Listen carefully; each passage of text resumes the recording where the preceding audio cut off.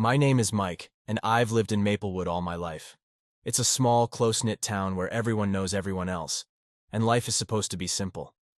For the past 13 years, I've been married to Rachel. We have two beautiful kids, Ethan and Lily, and a cozy two-story house that Rachel decorated herself. Each corner of our home is filled with memories, from the photos on the mantelpiece to the old rocking chair where we've read countless bedtime stories to the kids. I work as an engineer at a local firm.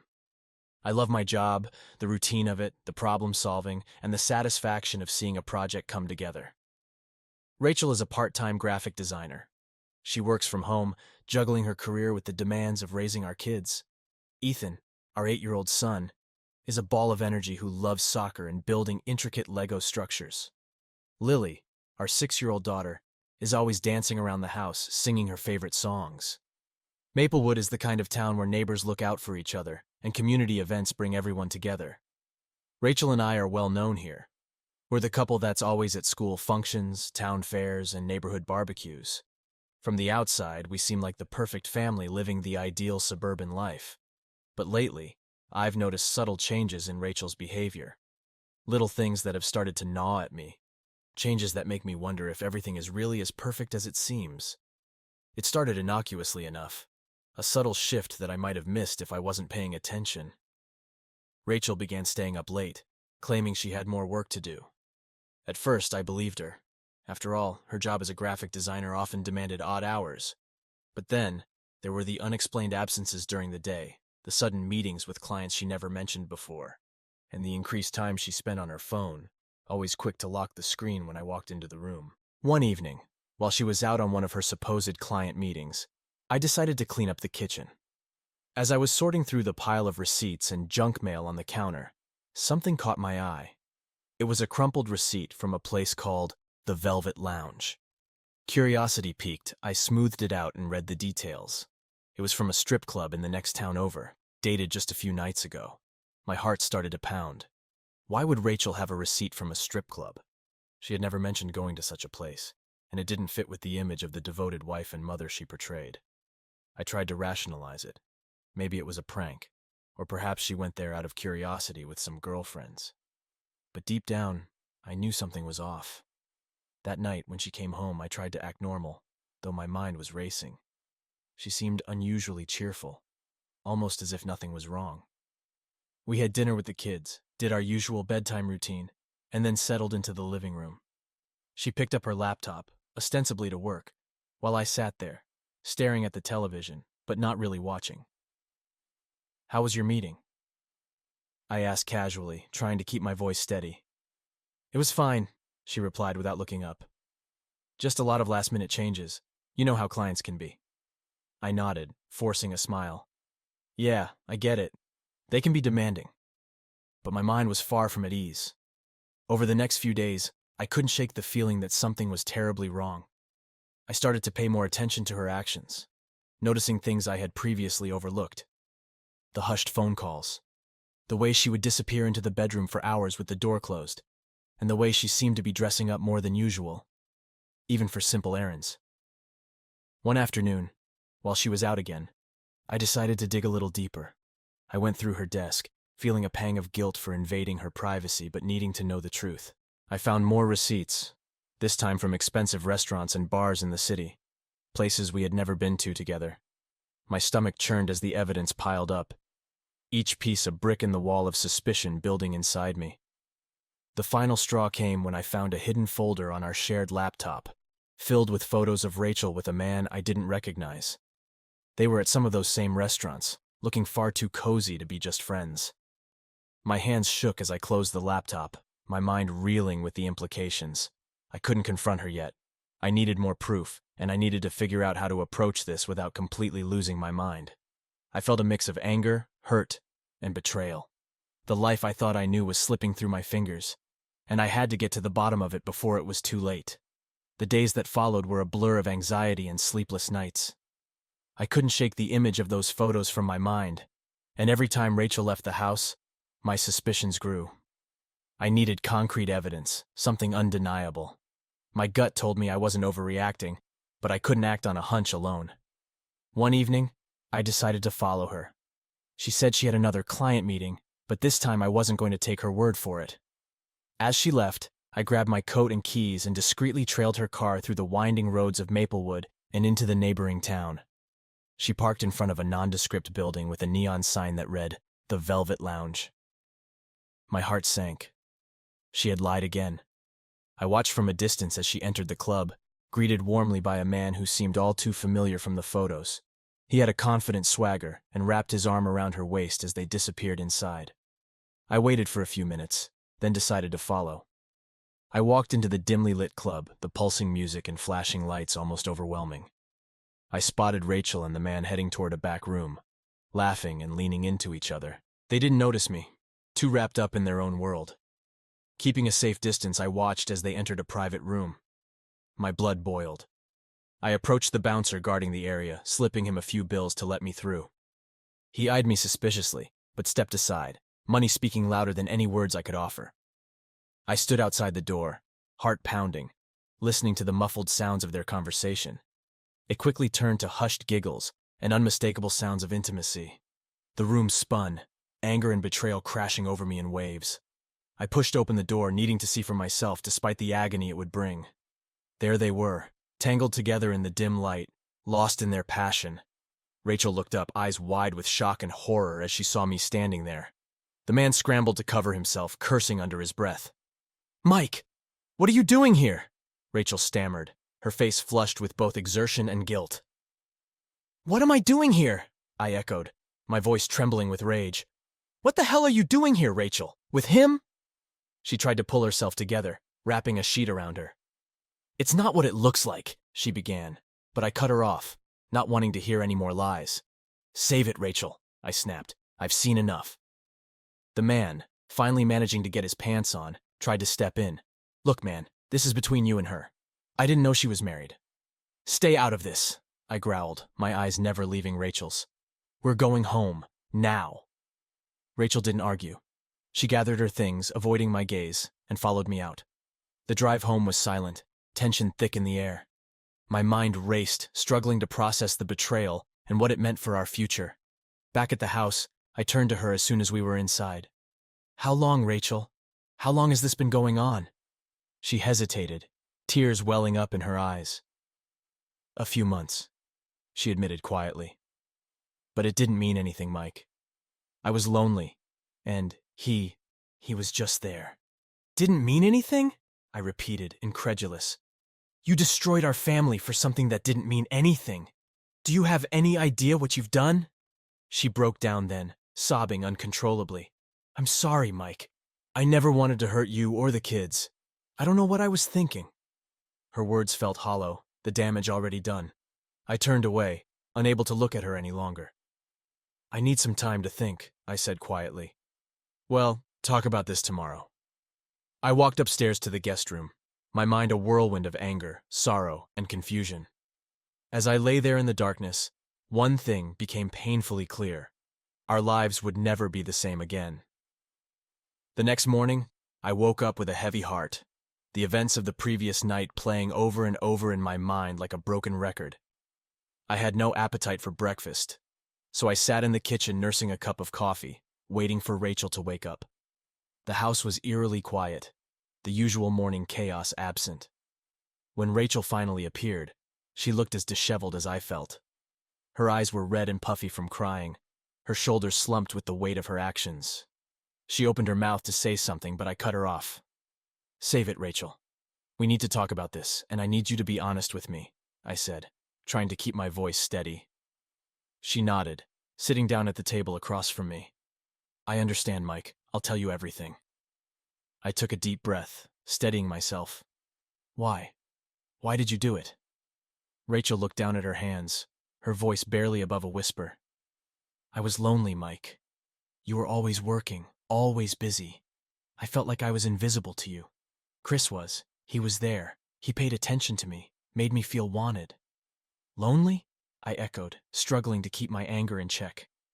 "Do you think I wasn't lonely too? Do you think I didn't miss you when I was working late to provide for our family?" She wiped away a tear. "I know, Mike. I know. But it wasn't just the loneliness. I felt disconnected from you, like we were living separate lives under the same roof." Her words stung, but I couldn't let her off the hook that easily. So you thought the solution was to sleep with someone else? To lie to me and betray our family? I never meant for it to go this far, she said, her voice cracking. It started as just talking. Then it escalated. I didn't know how to stop it.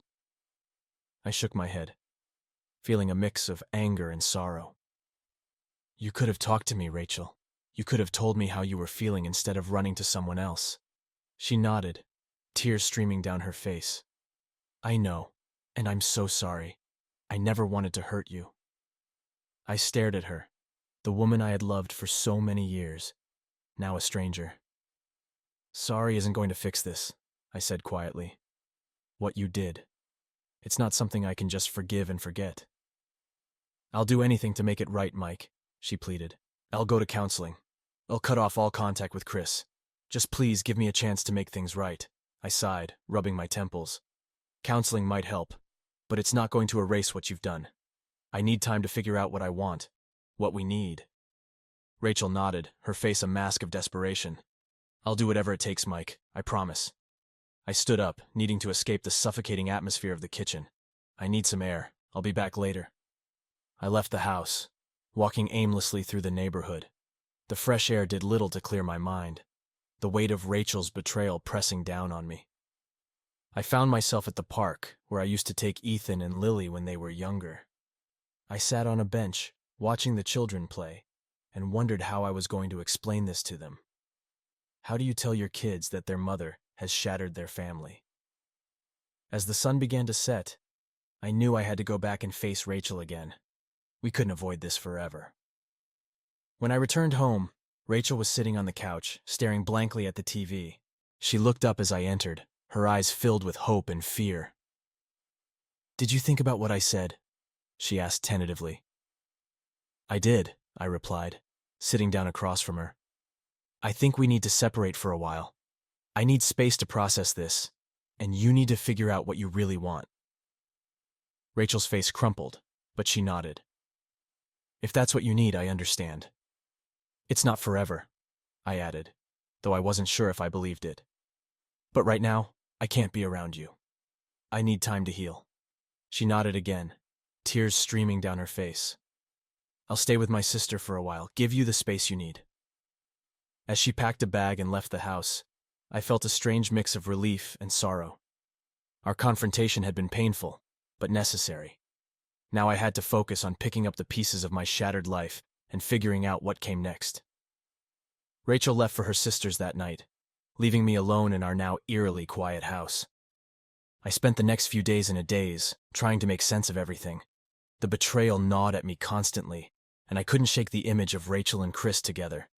The anger simmered just below the surface, threatening to boil over at any moment. I needed an outlet for all this pent-up rage, and slowly, a plan began to form in my mind. Revenge. It was a word that kept echoing in my head. I knew it wasn't the most mature response, but I couldn't help myself. I needed to make them both pay for what they had done. It wasn't just about Rachel, it was about Chris, too. He had knowingly participated in destroying my family, and he deserved to face the consequences. First, I gathered every bit of evidence I had, the receipts, the photos, the messages. I made copies of everything, ensuring I had undeniable proof of their affair. Then, I set up a meeting with a private investigator. I needed more information about Chris, and I knew a PI could dig up the dirt I needed. A week later, I had everything I needed. The PI had provided me with a detailed report on Chris, his workplace, his routines, and even his home address.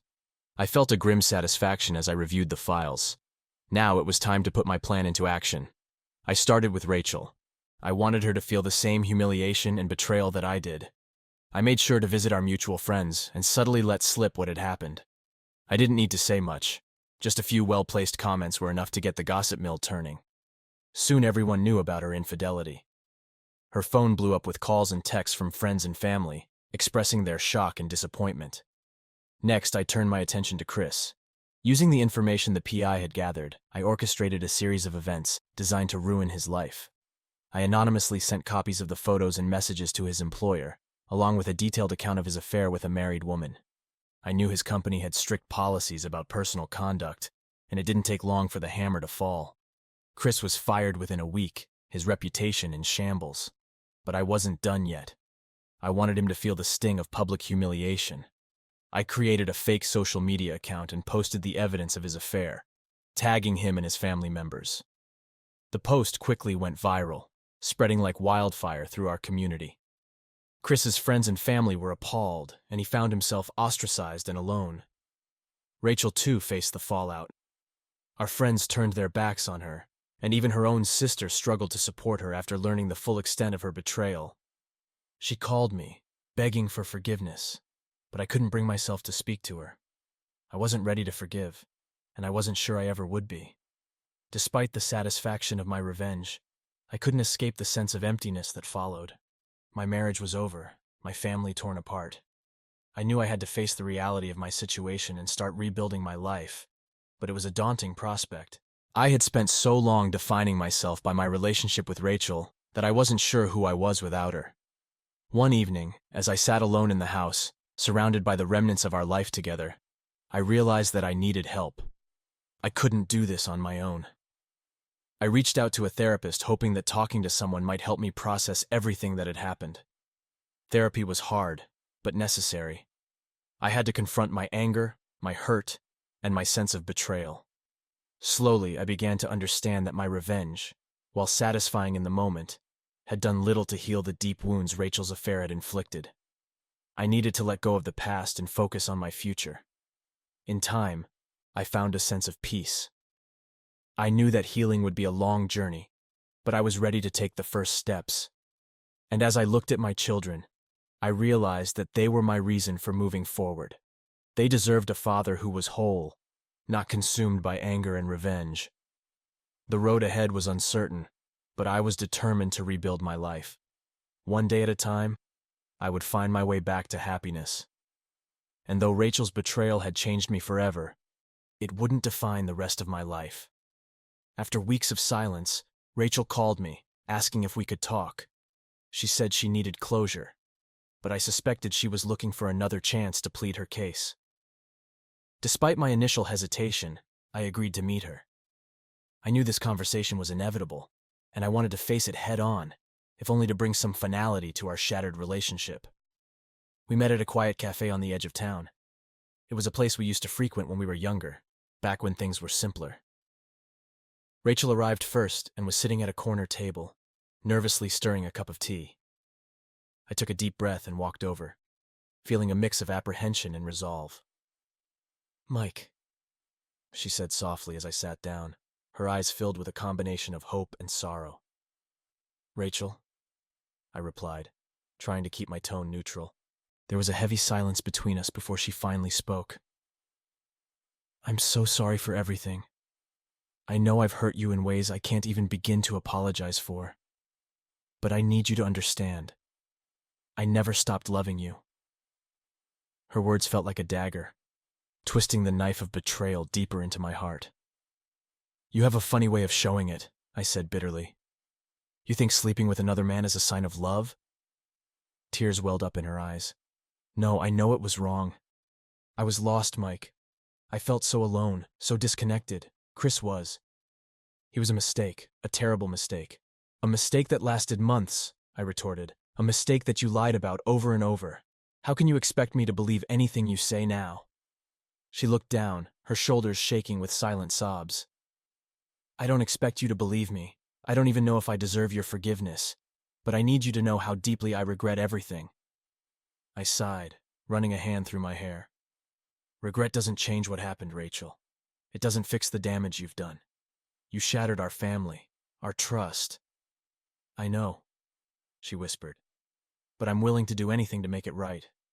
Counseling, therapy, whatever it takes, just, please, give me a chance to prove that I can change." I looked at her, seeing the desperation in her eyes. A part of me wanted to believe her, to give her the chance she was asking for, but the wounds were too fresh, too deep. "I can't," I said finally. "I can't just forget what you did, and I don't know if I can ever trust you again." She nodded slowly, her expression resigned. "I understand. I want you to know that I'm going to keep trying, for myself and for the kids. I owe them that much."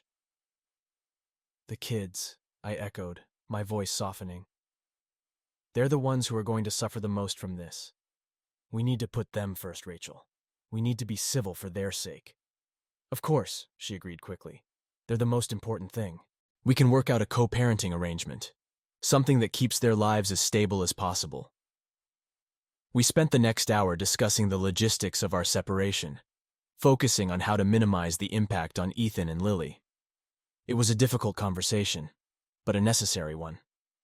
By the end, we had a rough plan in place, one that prioritized our children's well-being above all else. As we stood to leave, Rachel reached out and touched my arm. Thank you, Mike, for meeting with me, for being willing to talk. I nodded, pulling away gently. Goodbye, Rachel. Goodbye, Mike, she replied, her voice barely a whisper. I watched her walk away, a sense of finality settling over me. Our last conversation had been painful, but it also brought a strange sense of closure. I knew that moving forward wouldn't be easy, but it was necessary. I had to focus on healing and building a new life for myself and my children. As I left the cafe, I felt a mixture of sadness and relief. The chapter with Rachel was closing, and while it had ended in betrayal and heartbreak, it was time to look to the future. I was ready to start the next chapter, one step at a time. The weeks leading up to the trial were a whirlwind of preparation and emotional strain. My lawyer, Marcia, was relentless in gathering every piece of evidence we needed to secure a fair outcome. The nights were long, and the days were filled with a mix of dread and determination. I knew this trial wasn't just about the divorce. It was about ensuring that Ethan and Lily would have a stable and loving environment to grow up in. The day of the trial arrived, and I walked into the courthouse with a mixture of apprehension and resolve. Rachel was already there, sitting with her lawyer. She looked anxious, her usual confidence replaced by a vulnerability I hadn't seen in a long time. I took a deep breath and focused on what needed to be done. The proceedings began with the judge addressing both parties, emphasizing the importance of maintaining decorum for the sake of our children. Marcia presented our case methodically, outlining Rachel's infidelity and the impact it had on our family. She presented the evidence, the photos, the messages, the receipts, each piece a painful reminder of Rachel's betrayal. Rachel's lawyer tried to paint a different picture, emphasizing her role as a loving mother and downplaying the affair as a momentary lapse in judgment. But the evidence was irrefutable, and Rachel herself admitted to the affair when questioned. Her tears and apologies, while heartfelt, couldn't erase the damage done. When it was my turn to speak, I took a deep breath and addressed the judge. Your Honor, my primary concern is the well-being of our children. Ethan and Lily deserve a stable, loving environment. Rachel's actions have caused a rift in our family that will take time to heal. I'm not here to punish her, but to ensure that our children have the support and stability they need. Rachel was given the opportunity to speak next. She stood up, her voice trembling. I know I made a terrible mistake. I regret it every day. But I love my children more than anything, and I want to be a part of their lives. I'm committed to making things right and to being the best mother I can be. The judge listened carefully, weighing the evidence and our testimonies. After what felt like an eternity, he finally spoke. Divorce is never easy, especially when children are involved. It's clear that both parents love their children and want what's best for them. Given the circumstances, I am awarding joint custody, with primary physical custody to Mr. Thompson. Mrs. Thompson will have visitation rights, and I strongly recommend that both parties seek counseling to help navigate this difficult transition. Relief washed over me. It wasn't a perfect outcome, but it was a fair one. I knew that having primary custody would provide Ethan and Lily with the stability they needed. Rachel looked relieved as well, perhaps understanding that this was the best compromise for our children. After the trial, Rachel approached me in the hallway. Thank you, Mike, she said softly, for being fair. I know I don't deserve it, but I appreciate it. I nodded, feeling a mixture of emotions. This is about the kids, Rachel.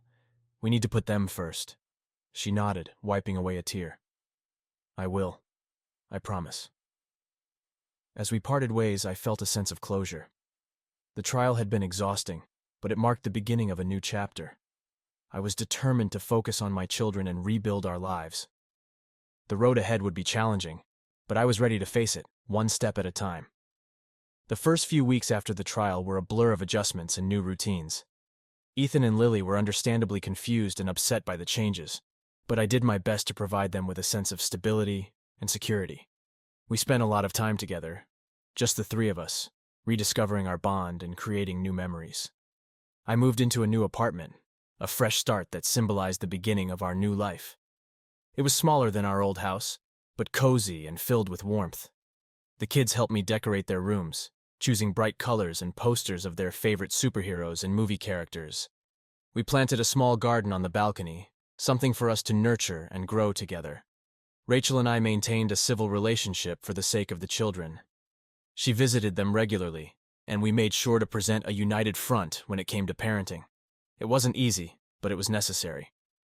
Counseling sessions helped us communicate more effectively and work through the residual bitterness and hurt. As the months passed, I found myself slowly healing. The anger and betrayal that had consumed me began to fade, replaced by a sense of resilience and newfound strength. I started to focus on my own well-being, taking up hobbies I had long neglected. I joined a local running club, something I had enjoyed in my younger days, and found solace in the rhythm of my footsteps pounding against the pavement. The kids were thriving too. Ethan joined a soccer team, his passion for the sport reignited. I attended every game, cheering him on from the sidelines. Lily took up dance classes, her natural grace and enthusiasm shining through in every performance. Seeing them happy and engaged in activities they loved filled me with a sense of pride and hope. Work provided another anchor. I threw myself into my projects, finding satisfaction in the challenges and the accomplishments. My colleagues noticed the change in me, commenting on how I seemed more focused and driven. It was as if a weight had been lifted, and I was finally able to see clearly again. One evening, after putting the kids to bed, I sat on the balcony, watching the city lights twinkle in the distance. The quiet moments had become a time for reflection, a chance to appreciate how far we had come. I thought about the past year, the heartbreak and the struggle, but also the growth and the new beginnings. I had learned a lot about myself through this ordeal.